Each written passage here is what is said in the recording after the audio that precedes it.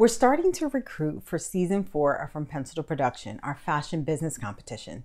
So I like to look at old seasons of Project Runway to get me in the mood. And I was watching one episode where the judges were examining a designer's garment and they were kind of like, yeah, it's a nice dress. And Zach Posen goes, but is it fashion?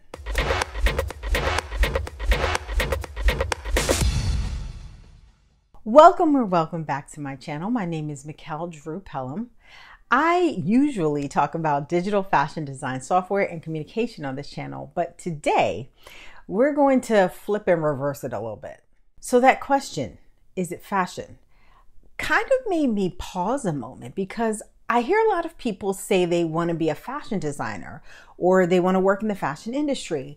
But here in the US, there's a lot more clothing designers than fashion designers. And it's fine. One isn't better than the other. And for those of you who are creative and want to create beautiful things, note that you don't have to be one or the other to do that. But technically, they are different. As a clothing designer, you're creating apparel that a customer is going to wear for utilitarian purposes. It's often functional, and I don't mean that necessarily as you're designing a rain jacket to wear in the rain, but oftentimes you're creating clothes for a specific purpose, even if that purpose is to look cute. Work clothes, play clothes, workout clothes. These are often things a clothing designer is making. And that clothing can be stylish or trendy or directional, but more than likely, it doesn't have any social meaning, nor is it trying to make a statement or is it being classified as wearable art. As a fashion designer, on the other hand, you're creating something that makes a statement and can be wearable art. It tends to be more exclusive. You're not going to see a lot of people walking around in it.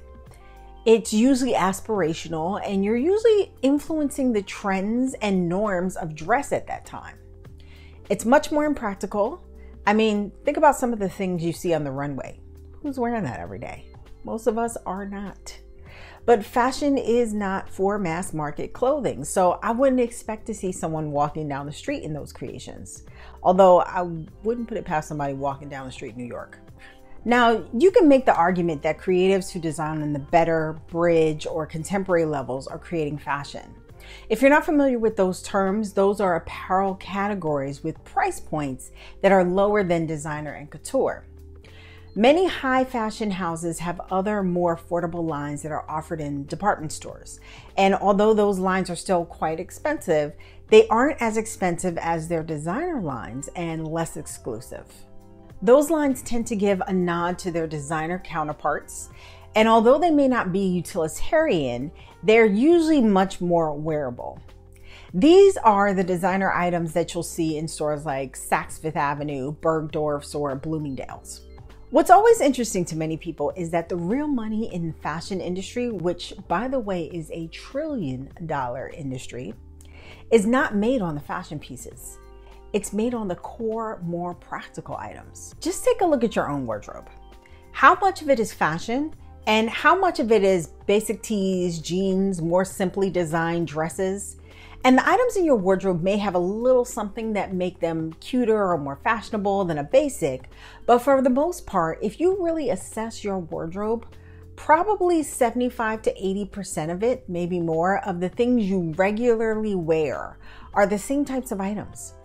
Unless you're someone like maybe a celebrity or influencer who has to dress up often or is photographed often, so they always have to wear something different, which is really only a small percentage of people. So what does that have to do with your career or your business? Well, first of all, understand that it is totally okay to be a clothing designer. It's also okay to call yourself a fashion designer if that's what you prefer. The second thing is that if you're a small brand and you're designing more fashion items, you need to make sure that your assortment for the season has some more wearable pieces, or something from the brand needs to be more practical so that you can keep your lights on. If you want to create wearable art, that's all good. But just understand that there's a much smaller market for that. So you have to find something else that will help support you while you're trying to find your market and or sell your wearable art. Why do you think all those other luxury brands have handbags and glasses and other small accessories? That's the stuff that keeps the lights on. And this principle is something that a lot of young independent designers who want to design fashion tend to miss. And so their brand never really gets off the ground or makes any consistent sales. It's also why it was so important to me to launch our merchandising course as our first business course in the 383 Digital Fashion Design School. This is all part of it, and it's something that can play a big role in injecting more sales and profit into your business.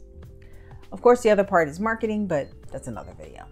So I invite all of you fashion creatives and fashion entrepreneurs to really think about your business model, and ask yourself, are you a fashion or clothing designer? And if the answer is fashion, how do you inject a little more clothing into your line to balance the fashion? Thanks for watching today's video. If you are interested in participating in our next season of From Pencil to Production, check out some of the previous seasons. Yes, it is a web series right here on my YouTube channel. And if it's something you think you'd like to be part of, click the link in the description to sign up. Be sure to like, comment, subscribe, and share this video if you find it helpful. Have a fantastic week, and I'll see you next time.